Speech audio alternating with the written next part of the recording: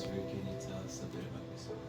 Good morning. My name is Miss Natisha Reed. I'm EOP counselor here at Farmingdale. I've been here for about a year and a half, but I have over 20 years of experience in social work and helping students and other clients, individuals.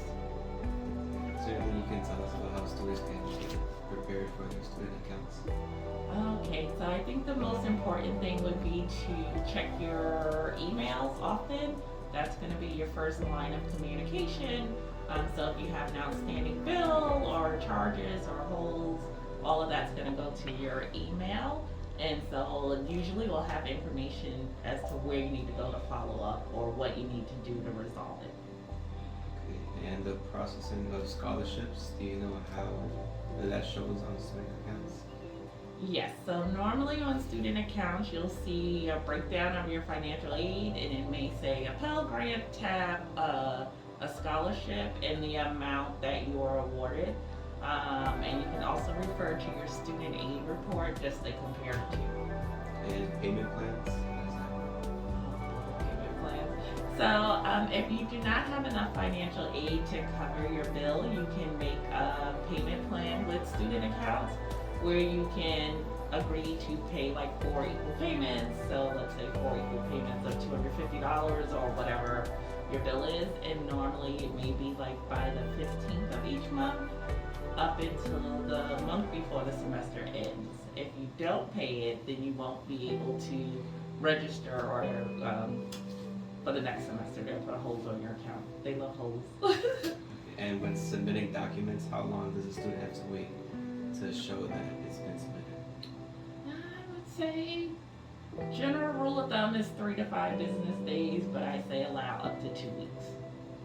Okay. And when a student feels that they don't want to be in a class, how can they change that? So the college itself has deadlines for when you can drop or withdraw from a class. Normally you can drop a class up until, let's say, 2 to 3 weeks after the class starts. After that, it would be like a withdrawal where you would need to get a form signed by your professor, and because you're an EOP student, normally us, or at least give us a copy. Okay. And with COVID-19, has there been changes in the payment plans in the past year?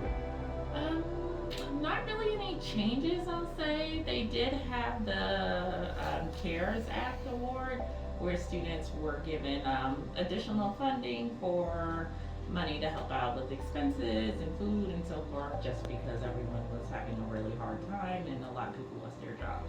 I don't know if the CARES Act will be released again. Okay. And can you tell us about the process of when students register for classes? Yes, so as freshmen, you were already registered, you kind of didn't have much of a choice.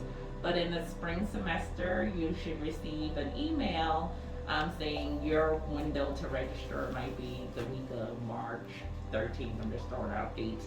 And so during that period, you would have the chance to meet with your academic advisor. Some of the students might be meeting with Ms. Pettit, some you may have to go to your department, and then you would meet with your advisor just to pick out a schedule based on what's required for your degree. Okay. And are there other things that students can access through their overseas accounts? There probably are, but like I said, I'm kind of new, so I don't know all the ins and outs. But we have help to definitely get you through. Ms. Pettit is a good resource, and when you meet with your counselor, I'm going to say she because you don't have a male counselor, she would be able to kind of walk you through it together. Okay. And is there anything you can tell us about DegreeWorks? DegreeWorks is a very important tool because you're going to see all of the classes that you need for your degree and your progress towards that degree. So right now, if you looked at DegreeWorks, it might say 1% complete. And then as you move on, it'll go up to 50%, 90%, and that's kind of how you will know if you're on target to graduate. And it'll break down like what your general ed requirements are, what your major requirements are, and how much you've completed of each. Okay. That's all the questions we have. Thank you.